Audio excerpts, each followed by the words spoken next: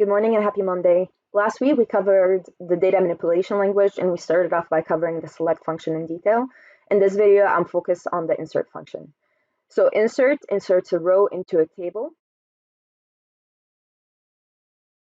You have to start by saying which database you're going to use. So you're going to use the DDL language here by using the use function, and then you're going to add the h plus active. Then you're going to use the insert into, that's the full function, and you're inserting into a table. So to insert into a table, you just have to say what the table name is.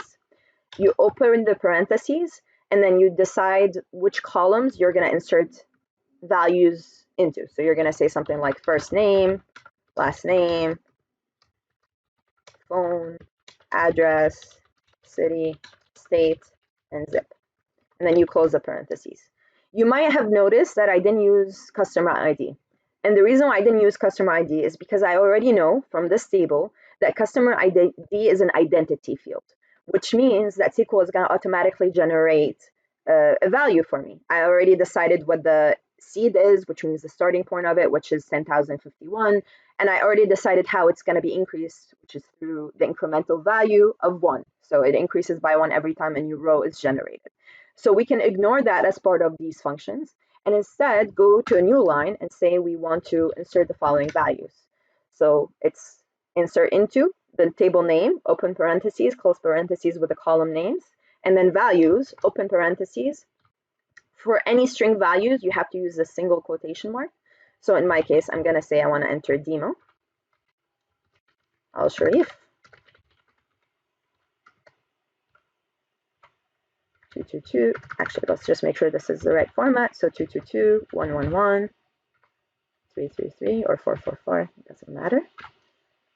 And then we're going to add the fake address. So 1111 Sky Avenue,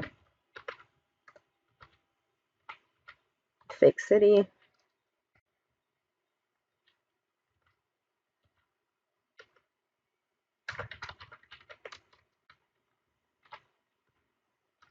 Fake state, and then a fake zip code, 22222. Great. So now that we have all our values, we're going to go back to a new line and we're going to close this and we're going to run it. And the way we run it is by clicking on F5, or you can click on here. All right, so it told me that one row is affected, which means that we did this right. So to see what we did, we're going to use the h plus active again. And then we're going to select all the columns from the customers table. We're going to end it here, and then we're going to run this query by clicking on F5. And now you can see my name right here.